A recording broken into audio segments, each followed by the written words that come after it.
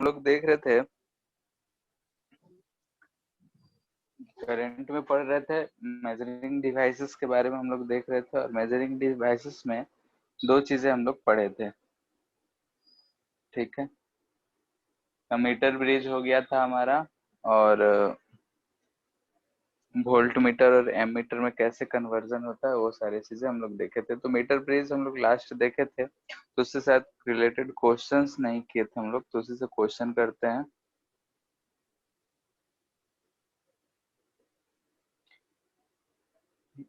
आसान ही रहता है, कुछ खास नहीं रहता है,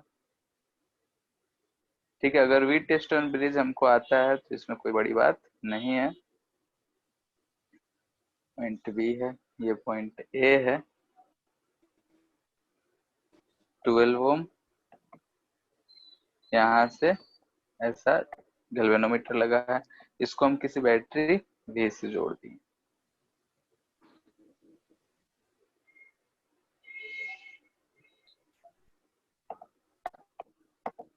ठीक है।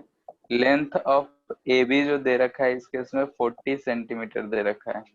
जो हमारा मीटर ब्रिज होता है उसमें हम लोग 100 सेंटीमीटर मान के चलते हैं, लेकिन यहाँ पे जो दे रखा है वो 40 सेंटीमीटर ही दे रखा है, ठीक है।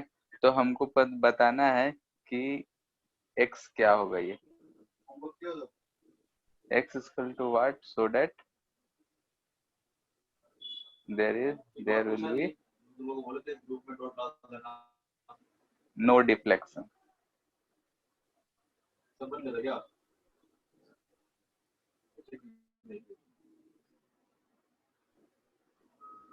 ठीक है।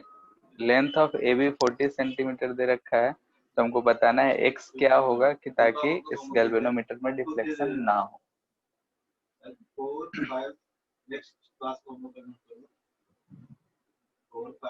16 सेंटीमीटर।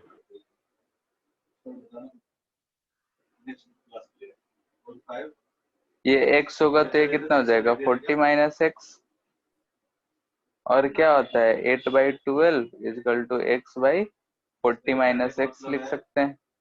सॉल्व कर लेना है, यानी कि यहाँ से हमको 8 into 40 minus 8x equal to 12x आ रहा है। तो x इजकल टू आ जा रहा है हमारा 40/20 यानी कि 16, ठीक है। तो और कुछ करना नहीं है, ऐसे ही सॉल्व कर लेना है। ऐसे ऐसे क्वेश्चंस आएंगे, कभी कुछ दिया रहेगा कभी कुछ दिया रहेगा, उसको सॉल्व करना होगा। तो हम लोग का नेक्स्ट टॉपिक जो है आज तो पढ़ते हैं, फिर जो होमवर्क दिए थे उसका डिस्कशन लास्ट में करेंगे। तो नेक्स्ट हमारा है वो पोटेंशियोमीटर,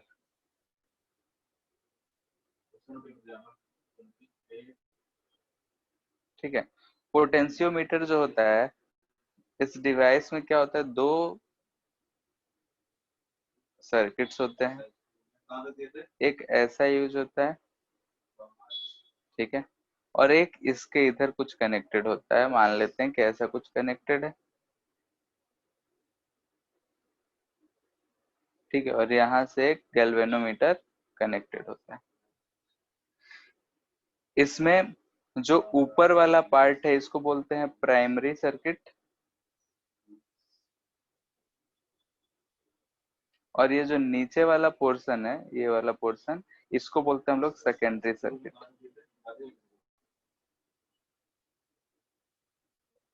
और ये जो है हमारा, ये जो वायर दिख रहा है ए और बी, तो ये जो हमारा वायर है इसको बोलते हैं हम लोग पोटेंशियोमीटर वायर,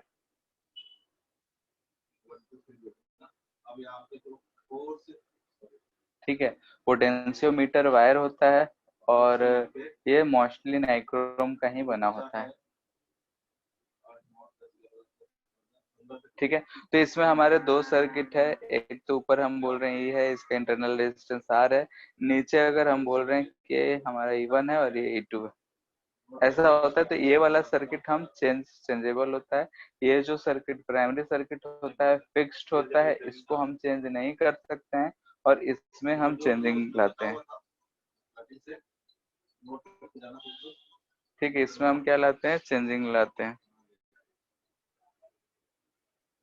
ठीक है। यानी कि जो हमारा सेकेंडरी सर्किट होता है इसी में हमको चेंज करना होता है, और प्राइमरी सर्किट जो होता है वो हमारा फिक्स होता है। ठीक है, यानी कि इसमें जो भी चेंजेस करना होगा हम कंडीशन के हिसाब से अपना चेंज करेंगे। E1 E2 ये सब दिया रहेगा, रेजिस्टेंस दिया रहेगा, कुछ भी दिया रहेगा। तो हमारा जो ऊपर वाला सर्किट दिख रहा है पोटेंशियोमीटर को कंसीडर करते हुए, तो ये जो सर्किट है इसको हम लोग चेंज नहीं करते हैं। चेंज जो होगा वो सिर्फ नीचे वाला ही सर्किट होगा जिसको हम लोग सेकेंडरी सर्किट कह रहे हैं। ठीक है, अभी इसका हम लोग यूज क्या क्या में करते हैं, तो इसका यूज होता है कि किसी अननोन ईएमएफ निकालना है, किसी अननोन बैटरी का ईएमएफ फाइंड करना है तो हम उसको यूज कर लेंगे।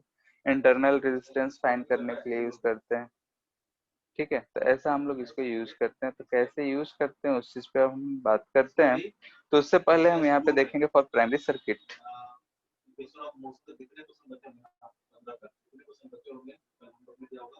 ठीक है, अगर हम प्राइमरी सर्किट को कंसीडर करते हैं तो सिर्फ ऐसा हमारा सर्किट है।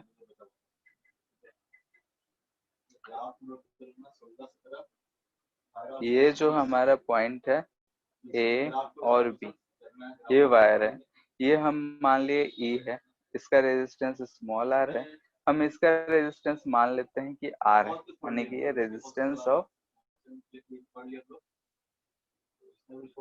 पोटेंशियोमीटर है। यानी कि पोटेंशियोमीटर का जो रेजिस्टेंस है वो कैपिटल आर है।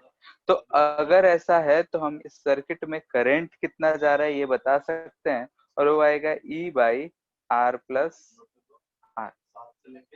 ठीक है, ये करंट आ गया। तो अगर हमसे पूछा जाए कि पोटेंशियल ऑफ ए बी क्या होगा, तो हम बोल सकते हैं कि करंट इनटू जो रेजिस्टेंस ऑफ ए बी होगा वही होगा ओम्स लॉ से, यानी कि ये होगा E R by small r plus R. ठीक है, यानी कि भी ये भी ऐसा हम फाइंड कर सकते हैं। मोस्टली हमको ये सब चीजें दिया रहेगा और नहीं भी दिया रहेगा, तो इसका हमको जरूरत उतना पड़ता नहीं है इसमें।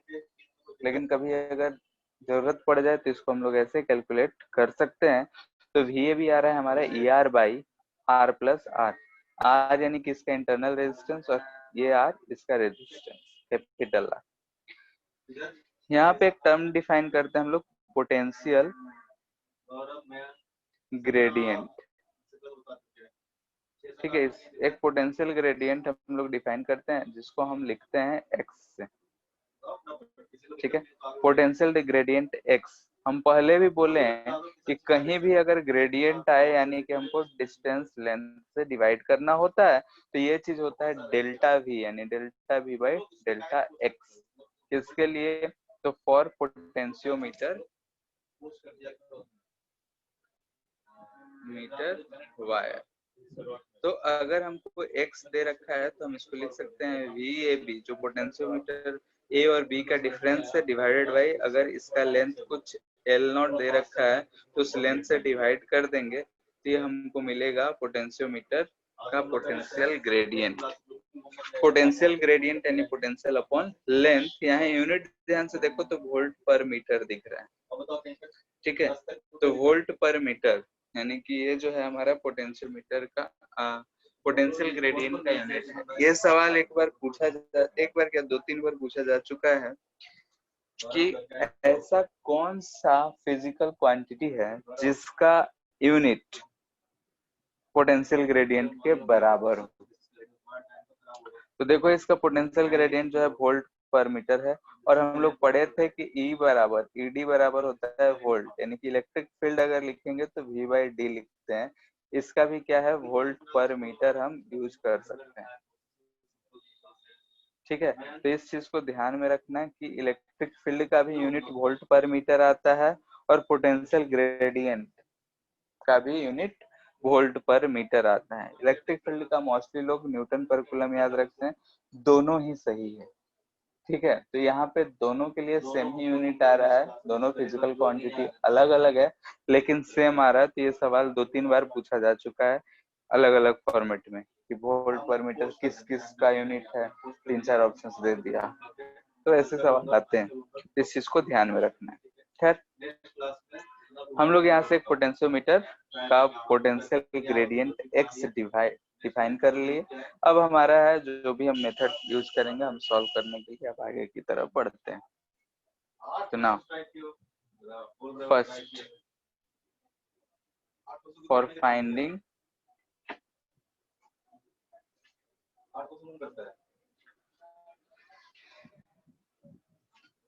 Unknown EMF of a battery. किसी बैटरी का अगर अननोन EMF पता करना है या फिर कंपेयर करना है तो हम इसको फाइंड कर सकते हैं। कैसे? तो ध्यान से देखो, हम जो है प्राइमरी सर्किट को चेंज नहीं करेंगे। प्राइमरी सर्किट ऐसा था हमारा, अभी भी ऐसा ही है। इसको बोल रहे हैं ए है, ये बोल रहे हैं बी। हम इधर की तरफ क्या करेंगे, सेकेंडरी सर्किट में हम लोग दो बैटरी हम यूज करते हैं। एक ऐसा, इसका कुछ हो सकता है इंटरनल रेजिस्टेंस हो, ये दूसरा, इसका भी हो सकता है इंटरनल रेजिस्टेंस हो। यहाँ पे हम की लगा देते हैं, यानी कि स्विच है। चलो हम पहले सिर्फ सिंगल के लिए ही, एक ही बैटरी के लिए सॉल्व करते हैं। ठीक है, ये स्विच है, इधर जॉकी लगा हुआ है और यहाँ गैल्वेनोमीटर है और यहाँ ये स्विच के पास है। ठीक है,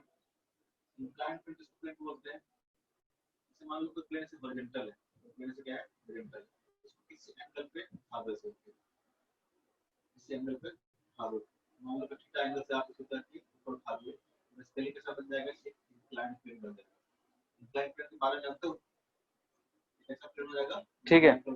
पहले हम सॉल्व करने से पहले एक छोटा सा बात है, उसको बता देते हैं। ठीक है, ये कोई बड़ा बात नहीं है, इसलिए हम डायरेक्ट भी लिख सकते थे, लेकिन चलो हम बता देते हैं। अब यहाँ से तुम लोग बोलो कि ये गैल्वेनोमीटर है, इसका AB का जो लेंथ था वो हम मान लिए हैं L0 है। ये हम पॉइंट C बोल रहे हैं, यानी कि C जो पॉइंट है वो हमारा बैलेंसिंग पॉइंट है। ठीक है, C जो पॉइंट है वो हमारा बैलेंसिंग पॉइंट है।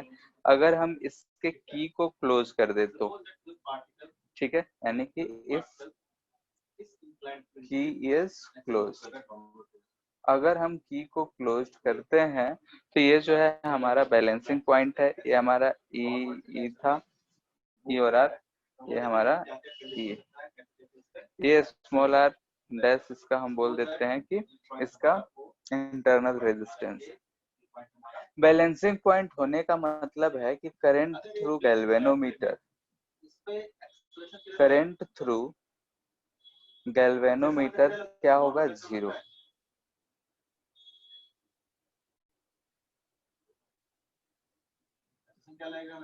ठीक है, यानी कि अगर हम बैलेंसिंग पॉइंट बोल रहे हैं, इसको अगर हम स्विच को बंद कर दिए हैं तो हमारा जो करंट थ्रू गैल्वेनोमीटर होगा वो 0 है। तो 0 है, यानी कि हम कह सकते हैं कि इसमें, इस सर्किट में करंट जो होगा 0 होगा। ठीक है, अगर ऐसा है तो अगर हम पॉइंट इसको P बोल रहे हैं और इस पॉइंट को Q बोल रहे हैं, तो पोटेंशियल ऑफ, सिंस हम बोल सकते हैं कि I इक्वल टू 0 है, तो potential of P minus potential of Q, यानी कि VPQ बोल दे रहे हैं, ये जो आएगा हमारा E1 ही आएगा, क्योंकि करंट तो इसमें से 0 है, तो इसके क्रॉस कुछ पोटेंशियल ड्रॉप नहीं होगा, जो रेजिस्टेंस है उसके क्रॉस। ठीक है, इतना बात में किसी को कोई कष्ट, क्योंकि हमको सिर्फ इसमें प्रोसेस पता हो तो बाकी सारा चीज कुछ भी नहीं है। लेकिन अगर प्रोसेस नहीं जानते तो इसमें क्वेश्चन घुमा के पूछा जा सकता है। ठीक है, तो यहाँ से हमको दिख रहा है कि VPQ जो है, चूंकि इसके करंट I 0 है तो पोटेंशियल ड्रॉप 0 होगा, तो VPQ हम E1 लिख सकते हैं। और वैसे ही VAC अगर हम लिखना चाहें तो VAC में अगर हम इसको लेंथ बोले L1 है, तो हम लिख सकते हैं VAC जो होगा उसका पोटेंशियल ग्रेडियंट X था, X इंटू L1 है, क्योंकि जो भी करंट यहाँ से आया होगा I, वो सारा का सारा करंट इधर गया क्योंकि इधर करंट 0 है। तो इसका पोटेंशियल ग्रेडियंट AC AB का जो पोटेंशियल ग्रेडियंट था x वो बदला नहीं होगा और यहाँ से हमको मिलेगा x इंटू L1 और यहाँ से हमको दिख रहा है कि VPQ और VAC दोनों आपस में पैरेलल है, यानी कि दोनों आपस में क्या होंगे, इक्वल होंगे। VPQ should be equal to VAC क्योंकि क्या है, पैरेलल है। ध्यान से देखो तो दोनों VC AC और PQ आपस में पैरेलल है और बीच बीच में करंट कुछ है नहीं, तो दोनों बराबर होगा। तो यहाँ से हम लिख सकते हैं E1 equal to x into L1, यानी कि अगर हमको पोटेंशियल ग्रेडियंट पता हो तो ये लेंथ आएगा, तो यहाँ से हम EMF फाइंड कर सकते हैं। इतना बात में कोई दिक्कत है तो बोलो। चंदन, ठीक है। तो अगर हम ऐसा कर रहे हैं तो ये चीज हमको समझ में आ गया। तो सेकंड हम देख रहे हैं, ये पहला था कि हम ऐसा कर सकते हैं सिंगल अगर रहा तो, लेकिन मोस्टली जो आता है हमारा सेकंड ही आता है और थर्ड जो हम पढ़ेंगे वो है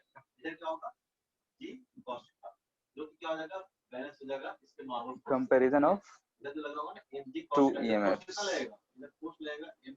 ठीक है, दो EMF के बीच में कंपैरिजन। तो फिर से देखो ध्यान से कि हमारा जो प्राइमरी सर्किट होगा, प्राइमरी सर्किट में कोई चेंज नहीं होगा। ठीक है, प्राइमरी सर्किट में हम कुछ चेंज नहीं करेंगे, सेकेंडरी सर्किट में ही सिर्फ चेंज कर रहे हैं। ठीक है, चूंकि हमको करंट इसमें 0 ही मिलना था तो हम रेजिस्टेंस को नहीं बना रहे हैं क्योंकि उसके क्रॉस तो वैसे भी करंट 0 है। यहाँ गैल्वेनोमीटर है, ऐसा स्विच। ठीक है, ये E1 है, ये E2 है। ऊपर जो हम लोग किए हैं उसी के हिसाब से यहाँ भी हम कर रहे हैं, बाकी कुछ नहीं। यानी कि x जो है हमारा पोटेंशियल ग्रेडियंट है,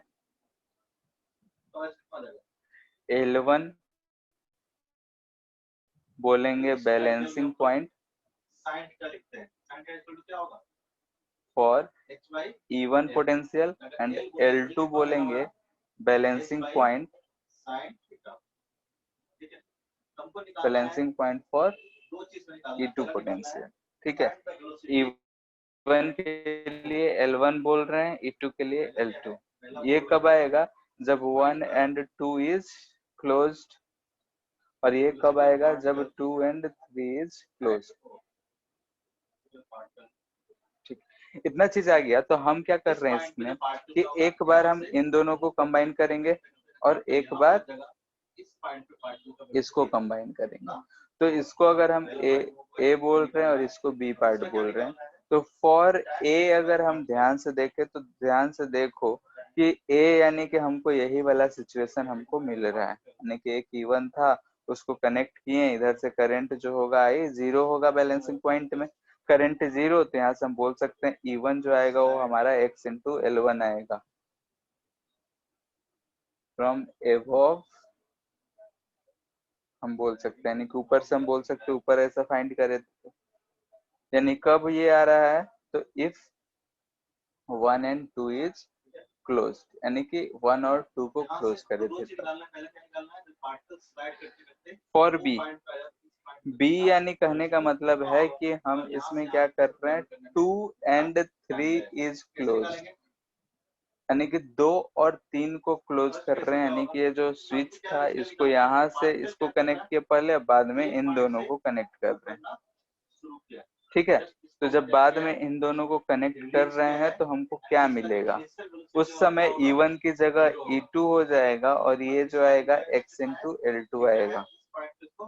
इतना में कोई दिक्कत है अभी तक तो पूछ लो। ऊपर वाले से ही हम लिख रहे हैं, तो ऊपर में अगर हम ऐसा सॉल्व किए थे, यहाँ E1 की जगह E2 होता, उसकी जगह बैलेंसिंग पॉइंट L2 होता, तो यहाँ से हम लिख सकते थे E2 equal to x into L1 आएगा। ठीक है, अभी 2 वाला पार्ट में दिक्कत है, 2 और 3 को कैसे दिखा रहा है डायग्राम में।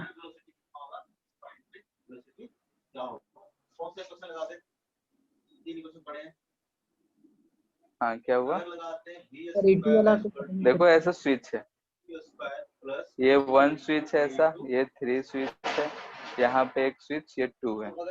एक बार हम इसको ऐसे क्लोज कर दिए तो ये ए पार्ट हो गया। बात समझ आ रहा है? Yes sir. और अब हम इसको क्या कर रहे हैं, इसको ओपन कर दिए, यानी फिर से एक बना देते हैं। ये 1 है, ये 3 है। इसमें अगर हम इसको इससे क्लोज कर दिए तो इसको हम बोल रहे हैं बी पार्ट। तो जब ए पार्ट किए हैं तो ये वाला ओपन है, तो ओपन है तो इसका नीचे वाले का कोई मतलब ही नहीं रह जाएगा। रह जाएगा क्या बताओ? No sir. और जब हम ऐसा कनेक्शन करेंगे तो ऊपर वाले का कुछ मतलब नहीं रह जाएगा, इधर इसका कुछ मतलब नहीं रह जाएगा, इसमें इसका कुछ मतलब नहीं। बात समझ आ रहा है? Yes sir. जो हमारा सर्किट इधर रहेगा, इसका कोई यहाँ से ओपन है तो ये सर्किट का कोई मतलब नहीं रहेगा, इसमें इसका कोई मतलब नहीं रहेगा। तो पहले पार्ट में E1 आ रहा है x into L1, second part में ये आ रहा है। तो हमको कंपेयर करना है, तो 1 को अगर हम 2 से डिवाइड कर दे तो क्या मिलेगा? ये E1 by E2 equal to x L1 by x L2। ठीक है, तो यहाँ से हमको क्या मिल रहा है? E1 by E2 equal to L1 by L2। L1 और L2 क्या है? Balancing point for E1 and balancing point for E2 respectively. अगर हमको इसमें हम बोले कि ये जो है नोन हो, तो हम अननोन E1 को भी फाइंड कर सकते हैं बाई L2 इंटू, फाइंड कर सकते हैं क्या? ये अगर हमारा अननोन हो तो EMF को कंपेयर भी कर सकते हैं, और एक अगर नोन हो तो दूसरे अननोन को फाइंड भी कर सकते हैं। तो यहाँ हम कुछ कर नहीं रहे हैं, बस हम सर्किट, अगर हमको याद है कि ऐसा कुछ सर्किट होता है तो इस केस में हमको सिर्फ ये देखना है कि करंट किस में जा रहा है। जब बैलेंसिंग पॉइंट ये आएगा यहाँ पे, ये जो है हमारा कोई L है, L1 L2 जो भी है, तो बैलेंसिंग पॉइंट है, यानी कि इधर से जो करंट हमारा बह रहा था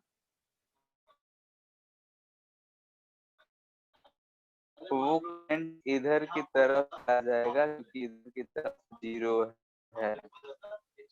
तो जो भी करंट आया इसी में गया, एक्सचेंज नहीं हुआ, तो हम इसको ऐसा आराम से लिख सकते हैं। तो हम लोग एक इसके लिए यूज करते हैं। ठीक है, इतना बात में कोई दिक्कत? बोलो।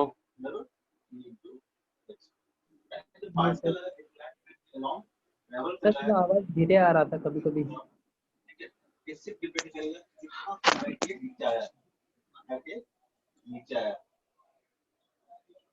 ठीक है, अभी आ रहा है? अभी आ रहा है? धीरे आ रहा है कि ठीक आ रहा है? अभी ठीक आ रहा है सर।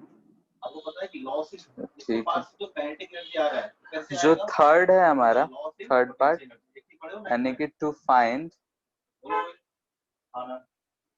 Internal resistance.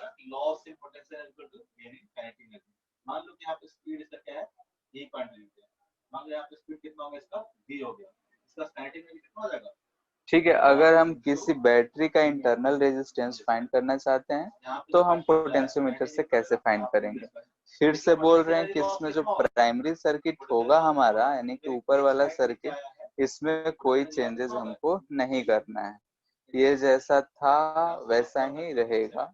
हमको जो चेंज करना है वो सिर्फ सेकेंडरी सर्किट में, और सेकेंडरी सर्किट में चेंज क्या करना है? तो यहाँ पे हम देख रहे हैं कि ये हमारा इसका इंटरनल रेजिस्टेंस है, इसके साथ हम एक ऐसा बैटरी कनेक्ट कर दे रहे हैं। ठीक है, और हम इधर से मान लेते हैं कि एक ऐसा गैल्वेनोमीटर लगाए हैं, ये की है। क्लियर है? ए बी, इसका EMF E1, internal resistance R और इसका एक R है। हमको इससे कोई ज्यादा फर्क नहीं पड़ता है, तो ये R डैश हम लिख ले रहे हैं, उससे हमको कोई दिक्कत नहीं। X फिर से हम बोल रहे हैं पोटेंशियल ग्रेडियंट ही है, ठीक है। अब यहाँ पे देख रहे हैं कि इफ की इज ओपन, ठीक है, इफ की इज ओपन, ये हमारा की है।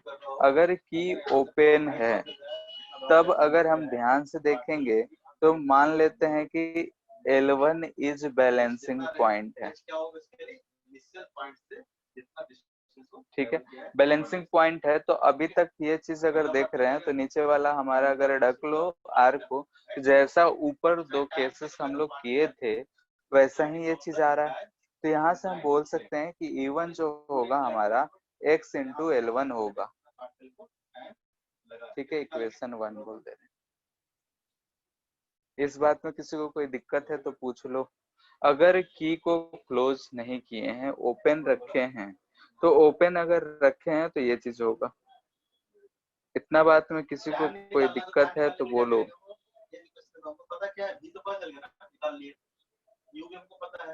बोलो। नहीं है, नहीं है, ठीक है, ठीक है। अब नेक्स्ट देखते हैं, इफ की इज क्लोज्ड, की को क्लोज्ड कर दिए तब क्या आएगा कि late L2 B balancing point, ठीक है। अगर हम की को क्लोज करते हैं तो L2 जो है बैलेंसिंग पॉइंट है। दोनों केस में बैलेंसिंग है, यानी कि इस केस में तो यहाँ करंट जो होगा वो जीरो ही होगा, ठीक है। इसमें करंट जीरो, यानी कि इसमें जो आई आया था वो सब इसी में जाना है,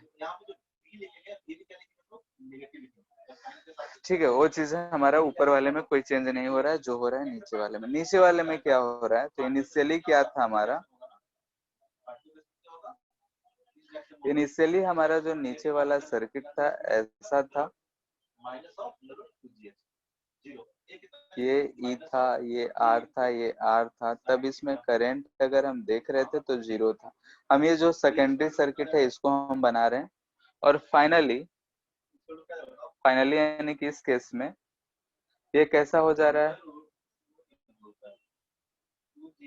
ये ऐसा क्लोज हो जा रहा है। ये R है, ये स्मॉल r है, ये E है। इस पॉइंट को हम बोल दे रहे हैं P है, और ये पॉइंट जो है Q है, ठीक है। तो ऐसा है हमारा, ये पॉइंट P, ये पॉइंट Q।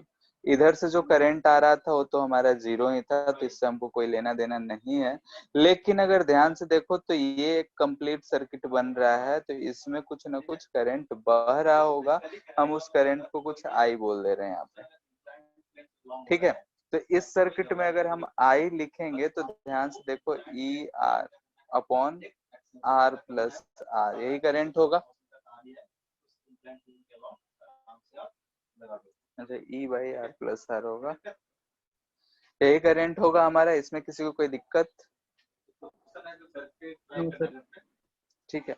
अगर ये करंट होगा तो पोटेंशियल ऑफ PQ हम क्या लिख सकते हैं, इस दोनों पॉइंट्स के पोटेंशियल लिखना है, तो इसमें से करंट आई जा रहा है, तो क्या हम I इंटू R लिख सकते हैं? ध्यान से देख के बोलो।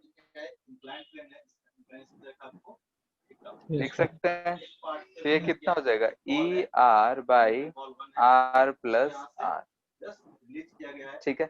और E का वैल्यू हम लोग निकाले हैं, E1 यूज कर रहे हैं तो E1 ही हर जगह लिख लेते हैं, ठीक है। तो E1 का हम वैल्यू जो निकाले हैं वो निकाले हैं हम X इंटू L1।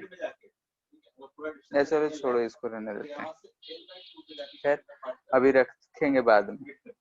अब इस केस में देखो ये VPQ है, तो इस केस में अगर हम देखें तो इस केस में ये जब ऊपर किसी पोटेंशियोमीटर से कनेक्टेड है ऐसा, तो पोटेंशियोमीटर में फिर से इस केस में क्या आएगा, A था, तो इस केस में कुछ जो बैलेंसिंग पॉइंट आएगा वो हमारा कुछ और आएगा।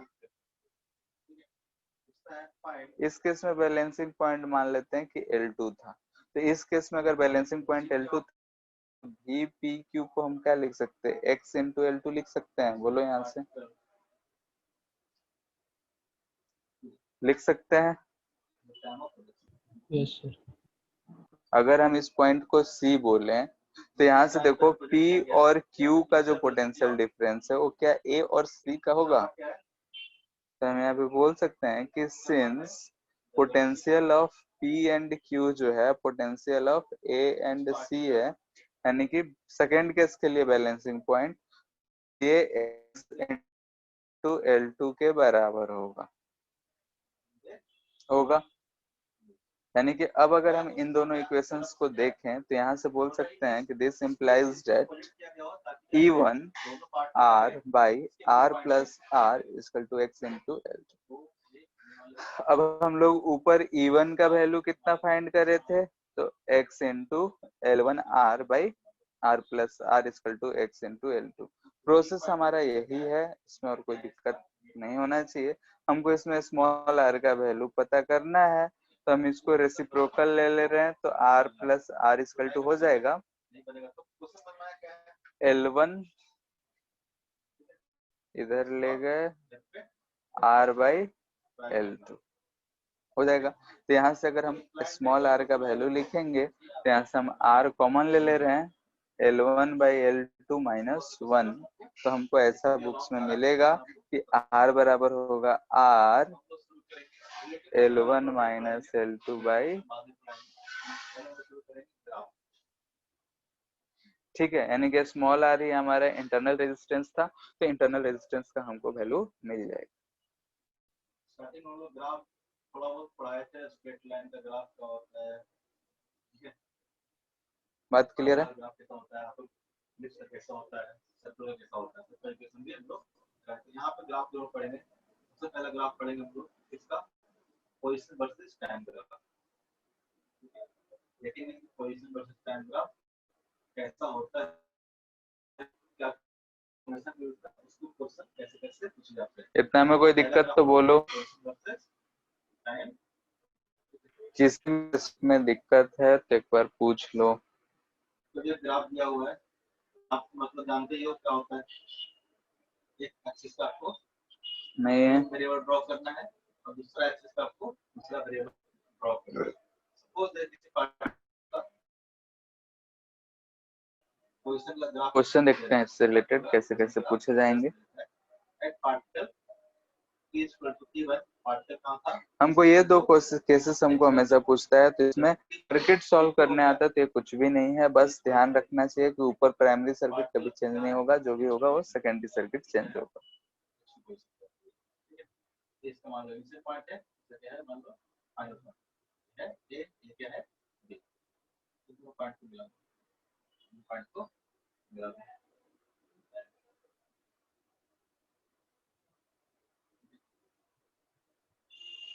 जो एंगल होगा थीटा, मान लेते हैं हम लोग थीटा। बताओ तो यहाँ से यहाँ तक डिस्टेंस कितना होगा, सॉरी टाइम कितना होगा इंटरवल, ये क्वेश्चन दे रखा है माइनस t1, ये जो होगा कितना होगा x2 माइनस x1। इसको हम लोग डेल्टा x से बोल सकते हैं और इसको हम लोग क्या बोलते हैं डेल्टा t। अगर इस ग्राफ में हम बोल दें स्लोप ऑफ लाइन AB, ठीक है, हम बोले slope of line internal resistance 1.5 volt battery.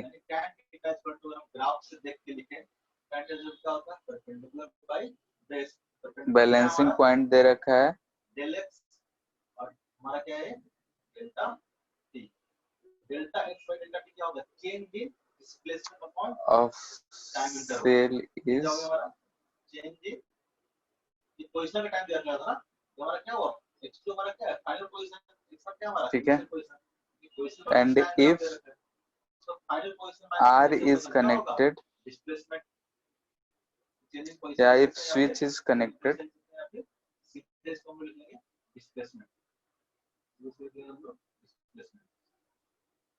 क्या हो गया हमारा बेसिकली डिस्प्लेसमेंट, नीचे क्या हो गया time interval, displacement upon time interval. ये क्या देगा हम लोग को डिस्प्लेसमेंट अपॉन टाइम तो क्या देगा 64.8 सेंटीमीटर। ठीक है, फार्मूला बेस्ड है, इसमें ज्यादा कुछ करना नहीं है, फार्मूला पे पुट कर देना है। नीचे में 9.5 है ओम। 64.8 हाँ 9.5 ओम है। वेलोसिटी कहने का मतलब क्या होगा, अगर कोई क्वेश्चन वर्सेस टाइम ग्राफ दिया रहेगा उसका क्या होगा, उसका जो स्लोप होगा हम लोग क्या देगा, वेलोसिटी देगा। ठीक है, इस पार्टिकल का अगर क्वेश्चन वर्सेस टाइम ग्राफ दिया हुआ है, इस पार्टिकल का अगर ग्राफ का ग्राफ स्लोप है तो स्लोप बेसिकली हम लोग क्या बताता है, वेलोसिटी। ठीक है, ये क्या होगा हमारा एवरेज वेलोसिटी। अगर इंस्टेंटेनियस वेलोसिटी आर बराबर क्या होगा, are L1 minus L2 by L2। ये चीज क्या है, L1 है, ये चीज क्या है, L2 है, सॉल्व कर लेना है। अगर टेंजेंट ड्रॉ करते हैं इस पॉइंट पर, अगर टेंजेंट ड्रॉ करते हैं, यह है टेंजेंट इस पॉइंट। अगर मान theta, tan theta equal to क्या होगा, tan थीटा इक्वल टू क्या होगा, मान लो कहीं पॉइंट मिलता है क्यू पे, जो भी क्या आएगा होगा, आंसर हो जाएगा। Slope of tangent equal, tangent equal क्या होगा, slope of tangent B Q. ठीक है, यहाँ पे इसको क्या बोलेंगे हम लोग, instantaneous velocity at point P. जो स्लोप ऑफ टेंजेंट देगा हमको tan थीटा, ठीक है, क्या देगा हम लोग को, इंस्टेंटेनियस वेलोसिटी देगा। ठीक है, at point P instantaneous velocity. ठीक है, इंस्टेंटेनियस वेलोसिटी का एट पॉइंट पी। ठीक है, किसी भी पॉइंट पे, किसी भी ग्राफ में पोजीशन वर्सेस टाइम ग्राफ दिया हुआ है, किसी पॉइंट पे अगर उसका टेंजेंट ड्रॉप होता है उसका स्लोप को क्या देगा, उस ग्राफ में उस पॉइंट पे हमको इंस्टेंटेनियस वेलोसिटी देगा। सर 1.69 है। हम देखते हैं अलग-अलग कितना आ रहा है? टाइम ग्राफ का 1.69 ओम। क्या होता है। अलग-अलग पोजीशन वर्सेस टाइम ग्राफ हम ड्रॉ करते जाएंगे। 1.69 ठीक है। ग्राफ बेसिकली रीड करना आना चाहिए, पेंसिल का तो यूज ही नहीं हुआ फार्मूला में। पोजीशन है। अगर कोई ग्राफ क्या हुआ? ग्राफ क्या है, सर वो क्वेश्चन में तो पोटेंशियल का यूज नहीं हो रहा है। इसका मतलब क्या हुआ, हाँ, तो क्या इसका ग्राफ ऊपर वाले में यूज नहीं हुआ तो हम लोग किसी में भी देख रहे हैं कहाँ यूज हो रहा है, बस L1 L2 के रेशियो में ही है। 5 है, पोजीशन क्या है 5 पे ही है, इसमें होगा पार्टिकल क्या है स्टेशनरी है, किसी एक पॉइंट पे पार्टिकल क्या हुआ है, रुका हुआ है, तो उसका पोजीशन क्या हो रहा है, चेंज नहीं कर रहा, पोजीशन एग्जैक्टली क्या है 5 ही है। टाइम बढ़ते जा रहा है, पोजीशन क्या हो रहा है, बढ़ते नहीं जा रहा है, इसका वेलोसिटी क्या होगा, मतलब पार्टिकल क्या है रेस्ट में, यहां से हम देख के बोल रहे हैं वेलोसिटी कितना है इसका 0 है। कैसे पता चला, एक तो पोजीशन चेंज नहीं कर रहा, और क्या होता है स्लोप भी होता है, इस लाइन का स्लोप कितना होगा, आपको स्टार्टिंग में बताया था क्योंकि एक्सिस का पैरेलल टू एक्स एक्सिस रहेगा, इसका स्लोप क्या होगा 0 होगा। तो यहां पे इसका स्लोप तो क्या दे रहा है, 0 दे रहा है, इसका वेलोसिटी क्या होगा 0 होगा। ये पार्टिकल अपने पोजीशन से मूव नहीं कर रहा है।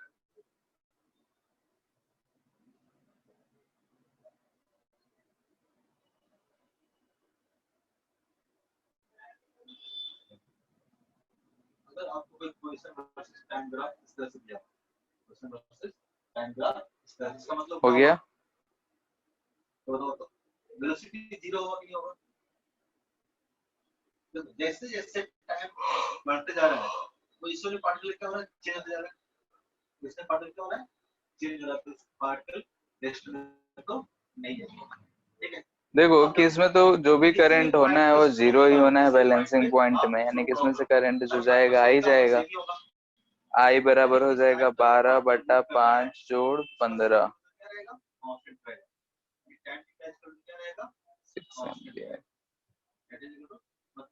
तो x लिखेंगे यानी कि VAB/R,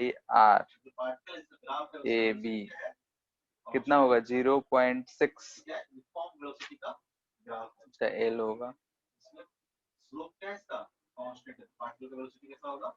into 15 divided by 200 centimetre है, तो इसको मीटर में करने के लिए हम 100 से डिवाइड कर लिए, तो ये हमको मिल जाएगा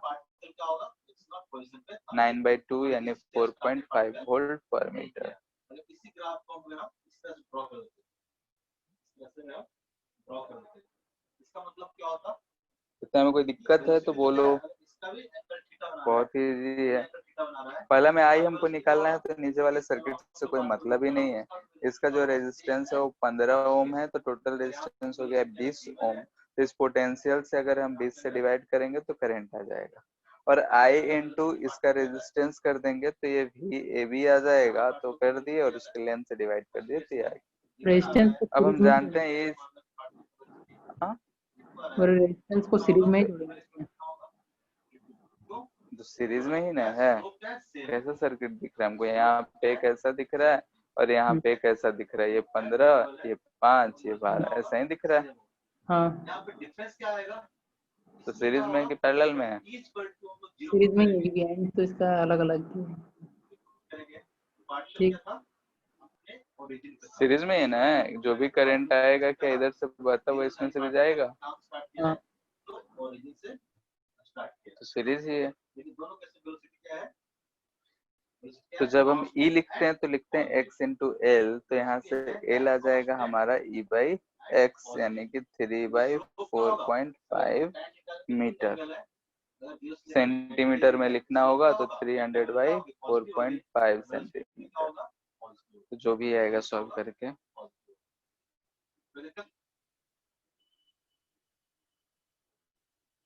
कितना आ जाएगा?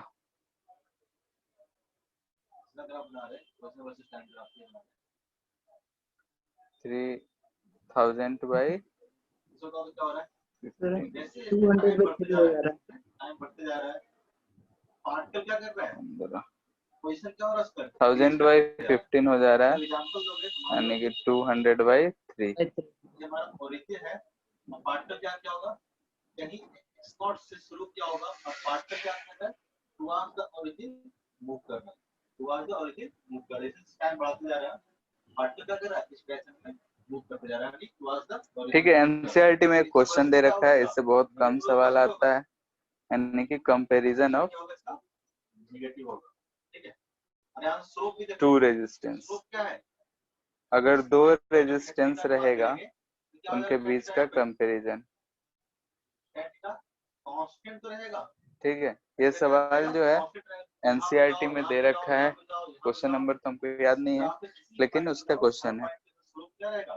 रहेगा, कांस्टेंट रहेगा, लेकिन क्या होगा? नेगेटिव होगा। कांस्टेंट एंड नेगेटिव होगा। जो वेलोसिटी होगा पार्टिकल का वेलोसिटी होगा, कैसा होगा? ऐसा सर्किट है इसका। स्लोप भी बताता है। स्लोप क्या है यहाँ पे? नेगेटिव है। वेलोसिटी क्या होगा? नेगेटिव होगा। कैसा कैसा होगा ये? पार्टिकल क्या कर रहा है? टुवर्ड्स द ओरिजिन मूव कर रहा है। अगर हम पूछेंगे t = 0 पर पार्टिकल क्या होगा? t = 0 पर टाइम पार्टिकल क्या होगा? x नॉट पे टाइम पार्टिकल t = 0 पे। एनसीईआरटी अगर रखे होगे तो उसमें देख सकते हो।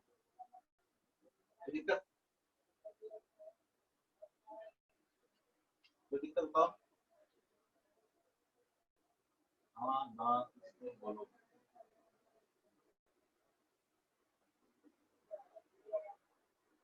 और इसका स्लोप क्या है? वेलोसिटी क्या देता है हमको? पोजीशन वर्सेस टाइम ग्राफ में, एक्सटी ग्राफ में वेलोसिटी कैसे निकालेंगे हम लोग? वेलोसिटी क्या देगा हम लोग को? स्लोप देगा। स्लोप ऑफ एक्सटी ग्राफ हम लोग क्या देता है? वेलोसिटी देता है। ये एक्सटी ग्राफ ऐसा है, इसका स्लोप मतलब tan थीटा। यहाँ पे स्लोप क्या होगा? ठीक है, दो कलर से इसलिए है कि जो डैश्ड है यानी कि फर्स्ट कनेक्शन जो है इस कलर से है। ठीक है, और सेकेंड कनेक्शन जो है इस कलर से है। यानी कि फर्स्ट वाले में अगर सॉलिड लाइन से बना है तो पहले कनेक्शन है, और डैश लाइन से डॉट डॉट डॉट डॉट दिए हैं, यानी कि फर्स्ट वाले को ओपन करके हम सेकेंड वाले को ऑन किए हैं। ठीक है, ए बी लेंथ जो है वो है नहीं ऐसा दिया है। कैसा होगा, ये अगर मान लो ओरिजिन है तो x0 से पार्ट क्या होगा, balancing point of AB of R is 58.3 centimetre, यानी हम इसको L1 बोल रहे हैं, and that of X is 68.5 centimetre बोल रहे हैं, इसको हम L2 बोल रहे हैं।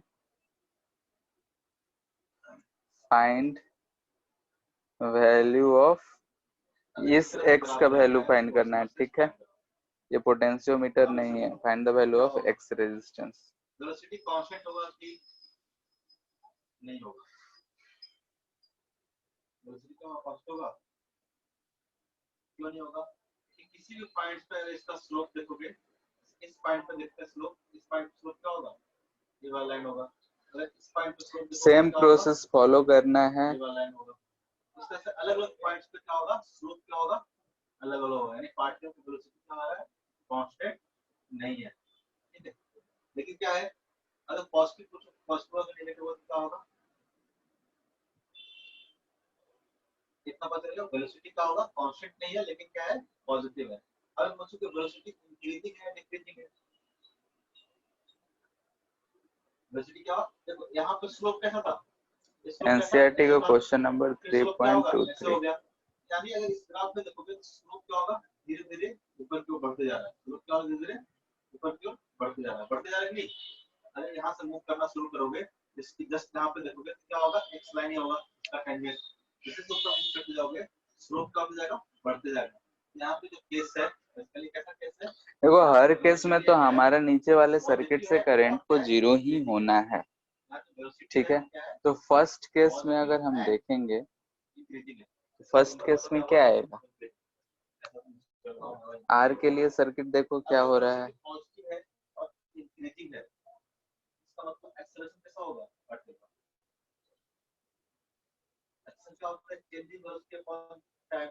वेलोसिटी अगर इंक्रीज करते जा रहा है, इंक्रीज करते जा रहा है, क्या होगा, क्या होगा, पॉजिटिव होगा।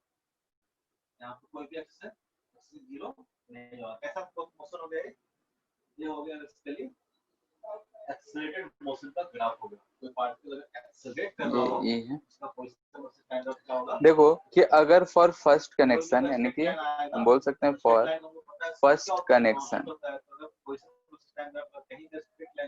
ठीक है, फर्स्ट कनेक्शन में अगर हम बोले कि ये पॉइंट सी है, तो पोटेंशियल ऑफ AC जो होगा, अगर हम इस पॉइंट को बोल दें ऐसा है, ठीक है, तो ये सर्किट है, इसमें से करंट 0 जा रहा है,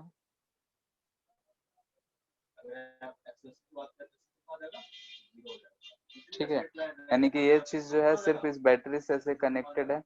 इसका दूसरा जो फिगर बनता है ऐसा कुछ बनता है, जो एनसीईआरटी में दे रखा है उसको ऐसे बना के दे रखा है कि अगर R है, ये हमारा X है, यहाँ पे ऐसा 2 स्विचेस हैं, और फिर हम इसको ऐसा एक बैटरी से कनेक्ट कर रखे हैं, और ये इधर जाके गैल्वेनोमीटर से ऐसा कनेक्टेड, ठीक है। तो ये R हो गया, ये X हो गया।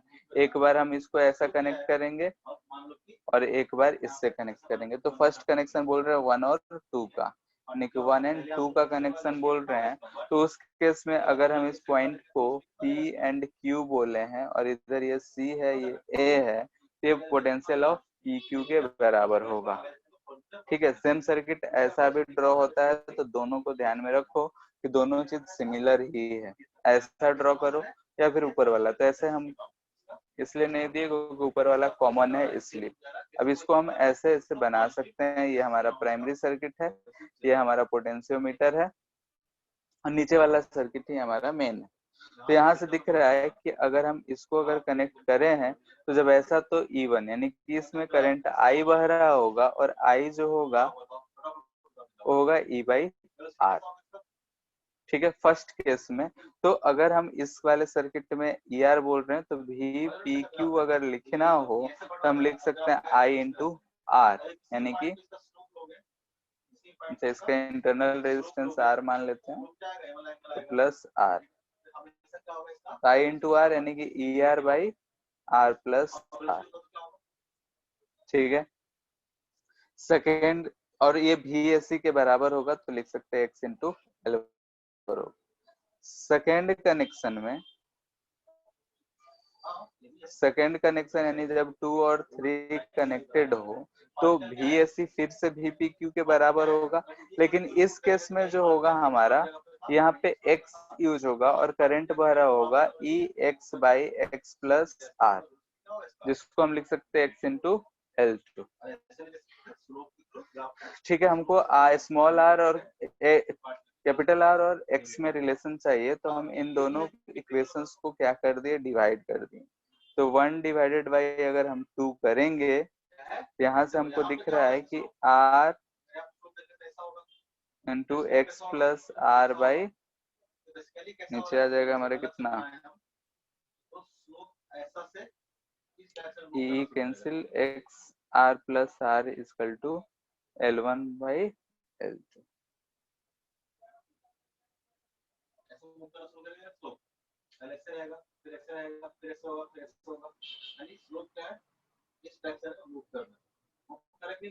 ये आएगा, जो ग्राफ दे रखा है उसमें स्लोप है क्या है 180 से 90 डिग्री की तरफ मूव कर रहा है। हेलो, बताओ तो यस सर। ठीक है, कनेक्शन समझ में आ रहा है कि थोड़ा साफ साफ बताएं, क्योंकि हम बस ये देख रहे हैं कि एक ही चीज बार बार कर रहे हैं, इसलिए थोड़ा जल्दी जल्दी चल रहा है और कुछ नहीं। इतना बात समझ आया?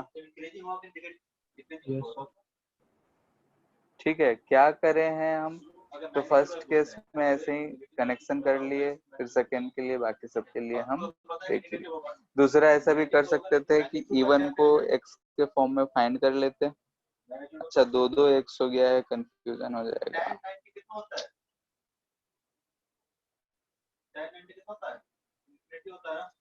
ठीक है, ये पोटेंशियल ग्रेडियंट है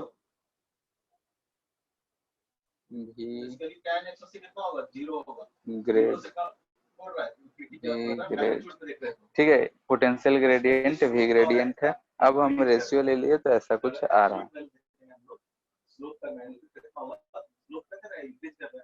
देखो सिंपल सोचो ना, तख्ता रखते हो, कोई लकड़ी का वुडन रखते हो, उसको ग्राउंड से ऊपर की उठाना शुरू करो, स्लोप क्या होगा उसका, दिख से रहा है ना।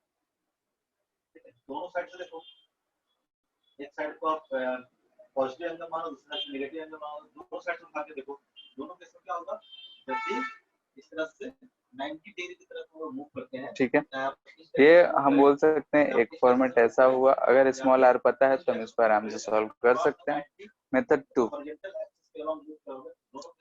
सेम चीज है, फिर से हम थोड़ा फिगर बना देते हैं ताकि समझने में आसानी हो। यहाँ पे वेलोसिटी होगा तो उसका स्पीड मैग्नीट्यूड की बात करेंगे, मैग्नीट्यूड ऑफ वेलोसिटी क्या कर रहा होगा, मैग्नीट्यूड ऑफ वेलोसिटी क्या कर रहा होगा, इंक्रीज हो रहा होगा, क्योंकि यहाँ पे स्लोप क्या कर रहा है, इंक्रीज कर रहा है। जब भी स्लोप इंक्रीज करेगा तो वेलोसिटी क्या करेगा।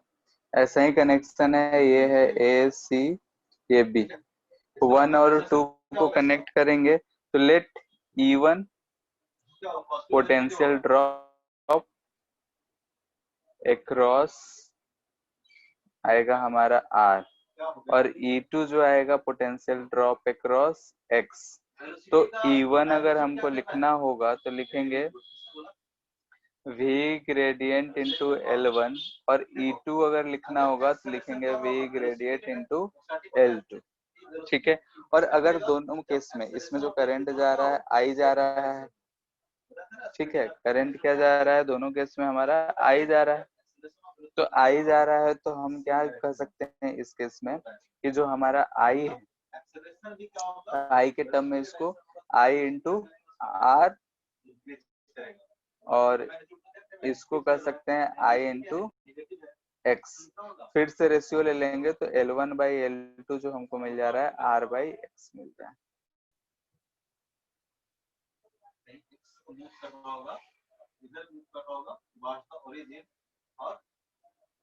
इसका वेलोसिटी किधर होगा, एक्सेस में क्या होगा, दोनों इधर होगा। ठीक है, तो दिक्कत, ठीक है। तो एक बार ये क्वेश्चन जाके एनसीईआरटी में फिर से पढ़ना और उसको सॉल्व करने का कोशिश करना। इसमें क्या है कि दो रेजिस्टेंस के बीच में अगर कंपेयर करना हो तो जो सर्किट हमारा दिया रहता है ऐसा दिया रहता है, ये एक स्टैंडर्ड फॉर्मेट है, दूसरा स्टैंडर्ड फॉर्मेट ऐसा है। ठीक है, दोनों में से हम कोई भी यूज कर सकते हैं। और इसमें क्या होता है, एक बार R1 को हम यहाँ से कनेक्ट किए तो एक सर्किट अंदर बन रहा है, एक बार इसको कनेक्ट किए तो एक सर्किट बन रहा है, तो फिर से वही इंटरनल रेजिस्टेंस जो कैलकुलेट करे थे उसी से रिलेटेड हमारा सर्किट बन रहा है। ऊपर वाले सर्किट से हमको ज्यादा कुछ लेना देना होता नहीं है, सिर्फ पोटेंशियल ग्रेडियंट के लिए ही और बैलेंसिंग पॉइंट के लिए यूज करते हैं। जो भी चेंजेस आता है वो सिर्फ नीचे वाले सर्किट में आता है। ठीक है, तो नीचे वाले सर्किट को ही हमको ज्यादा दिमाग लगाना पड़ता है सॉल्व करने में। ऊपर वाला जो दो फार्मूला हम लोग डेराइव किए वो स्टैंडर्ड फार्मूला है, उससे डायरेक्टली रिलेटेड क्वेश्चंस हमको मिल जाएंगे। लेकिन आगे जैसे सवाल मिलते हैं तो उसमें जो भी चेंजेस होगा वो सिर्फ सेकेंडरी में करता है, प्राइमरी वाला जो सर्किट एक बार दे दिया तो फिक्स रहेगा। तो इस बात को ध्यान में रखते हुए ही कोई चीज सॉल्व करना। ठीक है, और अगर तुमको करंट डिवाइड करने लिखने आता है तो ये सब सवाल में कोई दिक्कत या कष्ट नहीं होगा। इतना बात क्लियर है? Yes sir. ठीक है, तो इन सब चीजों पे बनाना। अब हम लोग का सिर्फ एक ही टॉपिक बच गया है, आरसी सर्किट, या फिर उसको सीआर सर्किट भी बोलते हैं, यानी कैपेसिटर और रेजिस्टेंस का सर्किट। हम लोग का 20 मिनट बचा है। डाउट है क्या किसी को, कुछ क्वेश्चन सॉल्व करे हो उसमें, पीछे का कोई भी टॉपिक?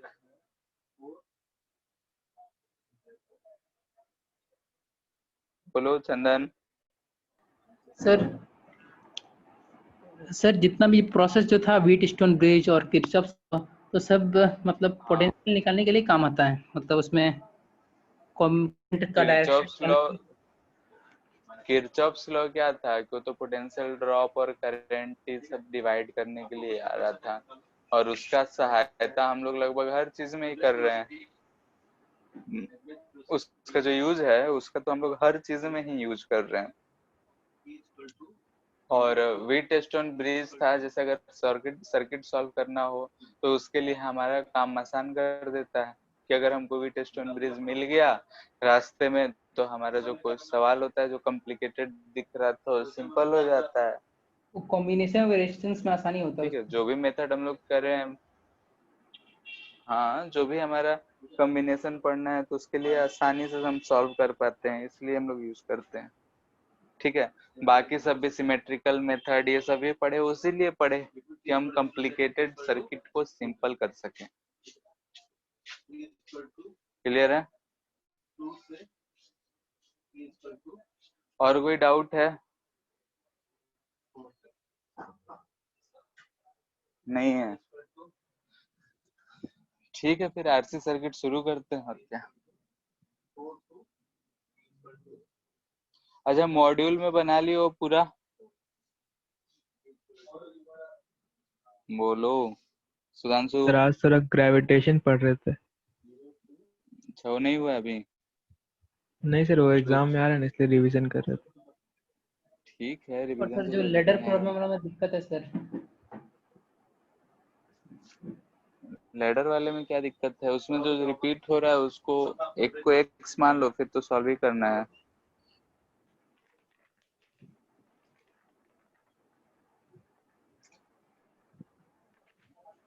थोड़ा शॉर्ट में बता दीजिए सर, वो में क्वेश्चन नहीं बनता उससे।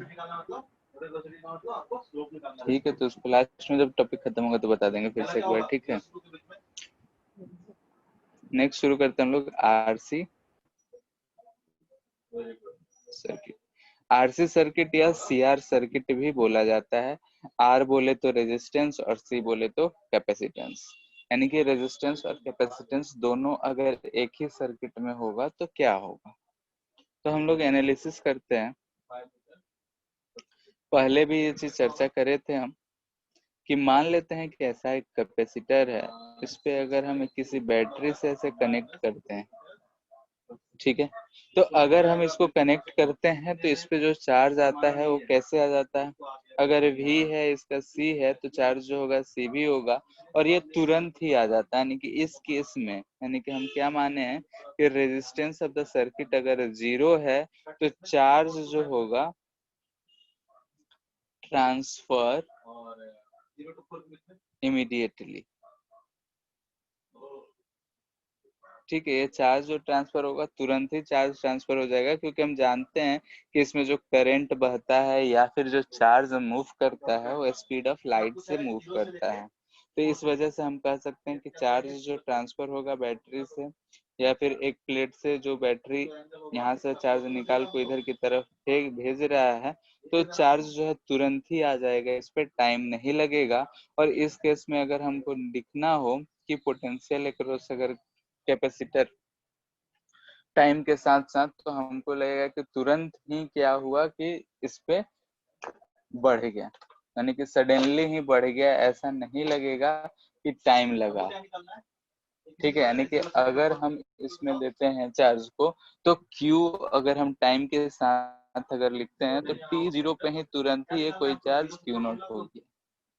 ठीक है, इस केस में ऐसा नहीं होगा कि समय लगेगा। लेकिन अगर हमारा ये कैपेसिटर है और हम जानते हैं कि कैपेसिटर है और वायर हम यूज कर रहे हैं तो वायर में हमेशा कुछ ना कुछ रेजिस्टेंस होता है, यानी कि इसमें अब रेजिस्टेंस है, ये हमारा कैपेसिटेंस है। और ये ऐसा अगर हम बंद करते हैं तो क्या होगा, तो इधर से कुछ करंट बह रहा होगा। करंट बहने का मतलब ये हुआ कि इसके अक्रॉस भी कुछ पोटेंशियल आएगा और इसके अक्रॉस भी कुछ पोटेंशियल आएगा। ठीक है, इनिशियली अगर हम बात करते हैं तो इनिशियली इस पे चार्ज जो आएगा धीरे धीरे आएगा। इसमें जो पूरा होगा शुरू में अगर देखेंगे तो इसमें करंट जो होगा इस पे चार्ज 0 है तो इसके क्रॉस पोटेंशियल ड्रॉप 0, जो भी करंट होगा I/V/R होगा। लेकिन जैसे जैसे टाइम बढ़ेगा इस पे चार्ज बढ़ता जाएगा, यानी कि इसके क्रॉस पोटेंशियल ड्रॉप घटता जाएगा और करंट का वैल्यू कम होता जाएगा।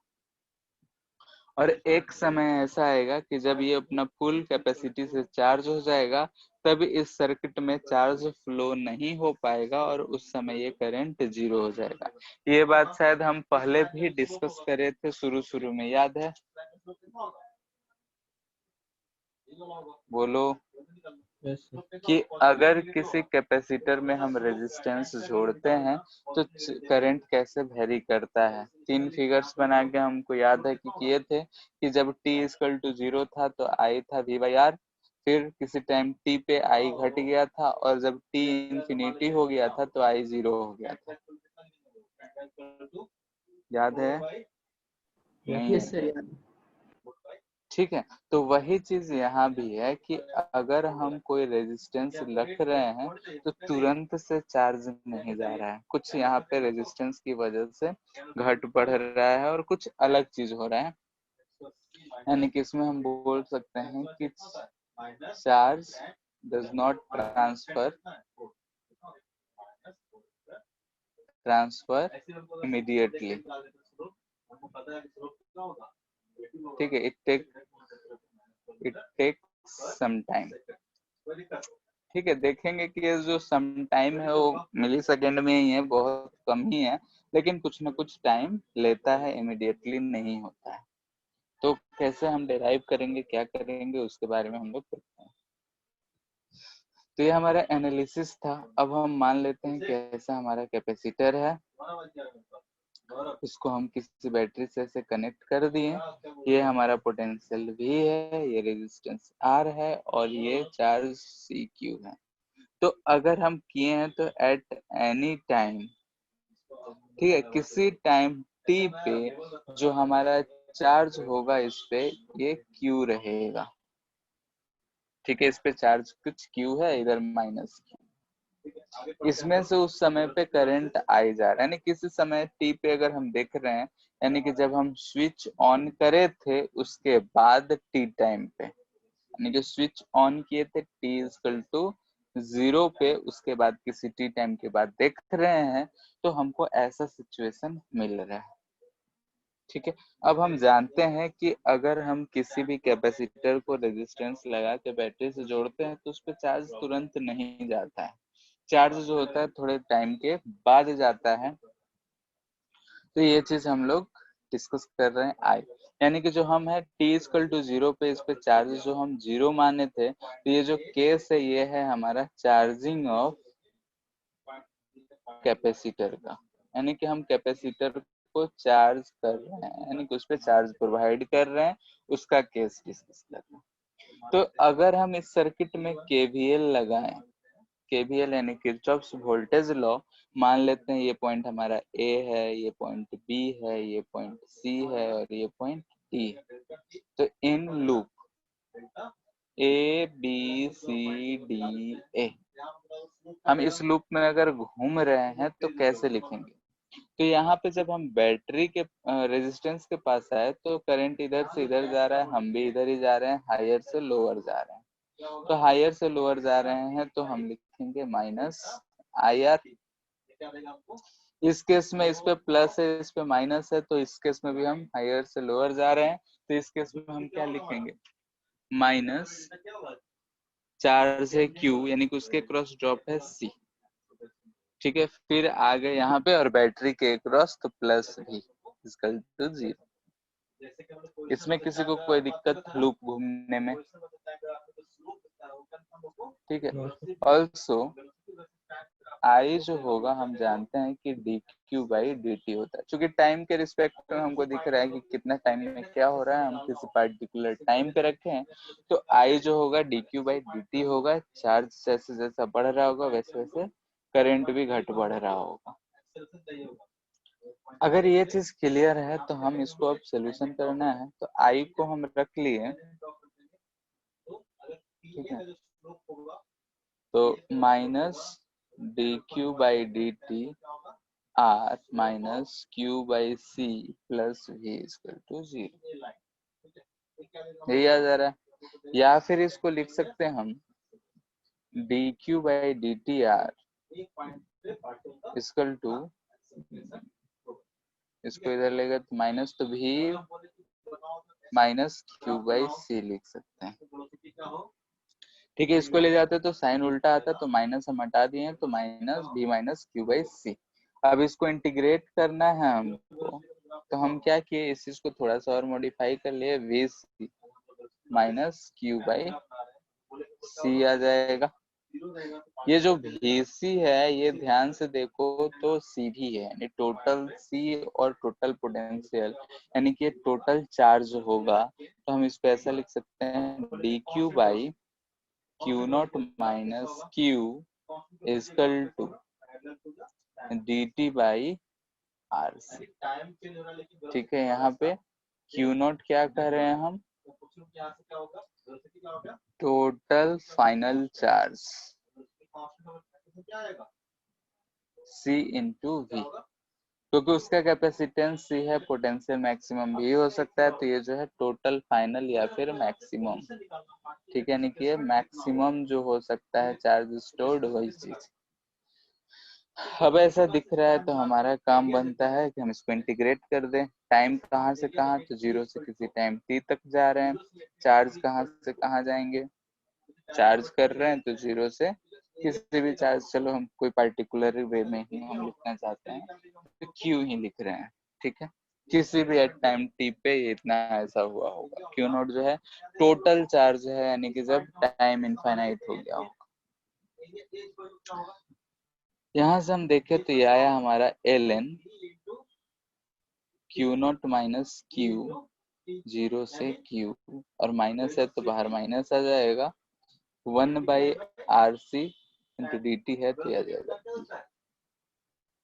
माइनस को हम इस साइड लेते गए तो ये हमारा आया ln q naught minus q by q naught equal to minus t by RC। ठीक है, कहीं भी अगर समझ नहीं आया तो करना, क्योंकि हम मैथ्स ही सॉल्व कर रहे हैं, ज्यादा कुछ कर नहीं रहे हैं। यहाँ से हमारा क्या आएगा, q naught minus q by q naught equal to e raised power minus t by R C. यहाँ से ध्यान से देखो, हमको क्यू का वैल्यू पता करना है, तो क्यू इक्वल टू हो जाएगा हमारा Q naught minus Q naught into e raise to power minus t by R C. तो किसी टाइम टी पे अगर हमको क्यू पता करना हो तो ये आएगा Q naught 1 minus e raise to power minus t by R C. ठीक है, थोड़ा मैथ्स है इसमें, अगर समझ आ रहा है तो ठीक है, नहीं तो रिजल्ट याद रखना है कि Q जो होगा Q naught 1 minus e raise to power minus t by R C होगा। यहाँ पे जो हम आर सी यानी कि 1 बाई आर सी जो हम लिखते हैं, इसको हम लोग एक क्वांटिटी से डिफाइन करते हैं। ठीक है, यानी कि जो आर सी हम लोग लिख रहे हैं उसको हम लोग बोलते हैं एक टर्म, जिसको हम बोलते हैं कि टॉ। ठीक है, टॉ बोलते हैं इसको, हम लोग बोलते हैं ये हमारा जो है रिलैक्सेशन टाइम जो हम लोग पहले यूज करते थे, यानी कि जो भी टाइम, यानी कि इस चीज को हम आगे अभी डिफाइन करेंगे। आरसी को बोल रहे हैं कि ये हम टाउ से रिप्रेजेंट कर रहे हैं। ठीक है, यानी कि तो टाउ है, आरसी है, और ये चीज जो है हमारा टाइम कांस्टेंट। ठीक है, अगर ये चीज हमको याद है कि ये टाइम कांस्टेंट है, तो इससे हम लोग एक चीज और समझ सकते हैं यहाँ पे कि ये दोनों यूनिट सेम होने चाहिए, तो इसका भी यूनिट जो होगा वो यूनिट होगा टाइम का, यानी कि सेकेंड ही यूनिट होगा। आरसी का कभी अगर तुमको यूनिट पूछ दिया जाए कि बताओ आरसी का डायमेंशन फॉर्मूला क्या होगा, तो सॉल्व करना नहीं है, हम जानते हैं ये टाइम होगा तो ये होगा m0 l0 t। ठीक है, हम लोग इससे आराम से पता कर सकते हैं क्योंकि ये टाइम कांस्टेंट होता है। क्या होता है अभी हम थोड़ी देर बाद बताएंगे, फिलहाल हम इसी चीज पे हैं। Q इक्वल टू आया हमारा Q naught 1 minus e raise to power minus t, तो इसको हम इसके टर्म में लिख सकते हैं Q equal to Q naught 1 minus e raise to power minus t by tau. ठीक है, और टॉ जो है हमारा टाइम कांस्टेंट है, ऐसा लिख सकते। देखो ध्यान से कि अगर हम इसका कर्व बनाते हैं इस केस में, Q वर्सेस अगर हम टाइम लिखें, तो अगर हम टाइम को 0 रखेंगे तो ये 1 होगा, और 1 माइनस 1 चार्ज 0 होगा, यानी कि इनिशियल ही t इक्वल टू 0 पे ये चार्ज 0 होगा। और Q जब इनफाइनाइट, टाइम जब इनफाइनाइट हो जा रहा है, तो यहाँ टाइम को इन्फिनिटी रखेंगे तो 1 बाई इन्फिनिटी ये 0 हो जाएगा, Q नॉट हो जा रहा है। तो ये जो हमारा कर्व है ऐसा जाता है, यहाँ से शुरू होगा और ये ऐसे चला जाएगा। ठीक है, यानी कि Q वर्सेस टाइम कर्व है, इसी इक्वेशन से आ रहा है। कर्व हमसे पूछा जाता है, कर्व याद होना चाहिए।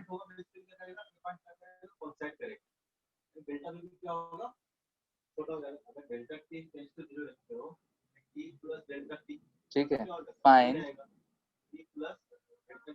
Time for which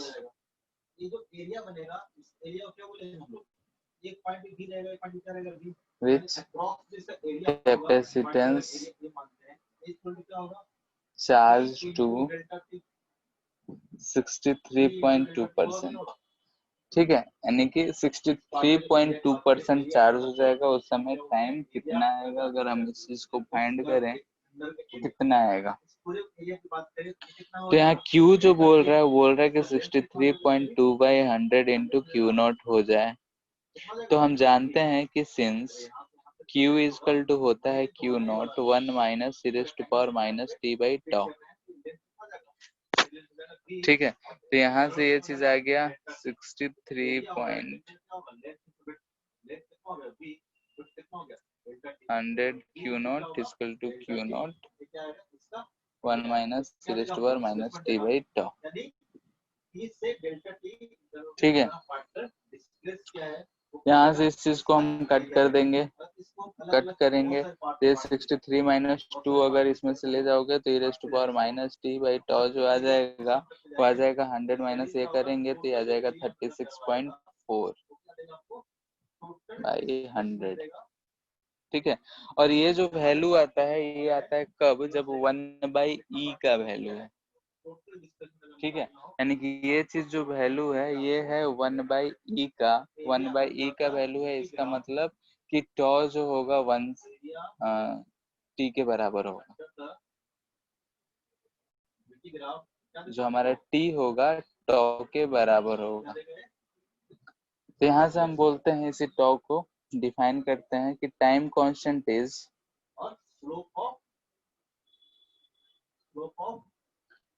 time for which capacitor charged to 63.2% of total value। ठीक है, तो हम टाइम कांस्टेंट अगर डिफाइन कर रहे हैं तो टाइम कांस्टेंट क्या है, तो अगर वो 63% चार्ज हो जा रहा है उस चीज को हम टाइम कांस्टेंट बोल रहे हैं।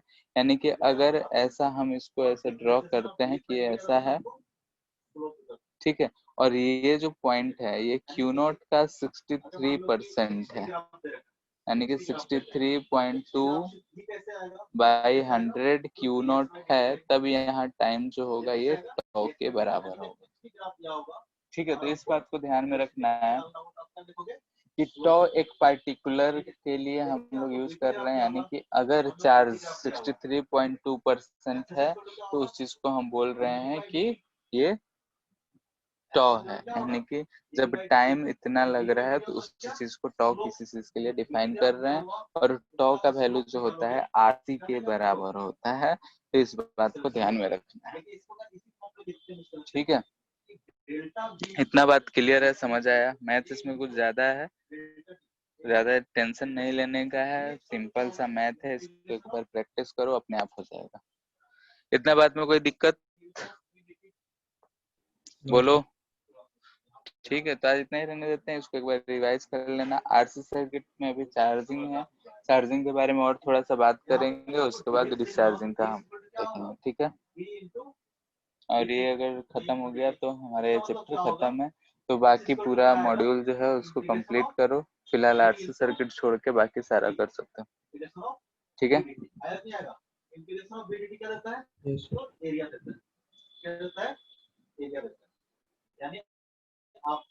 ठीक है, फिर एंड कर रहे हैं।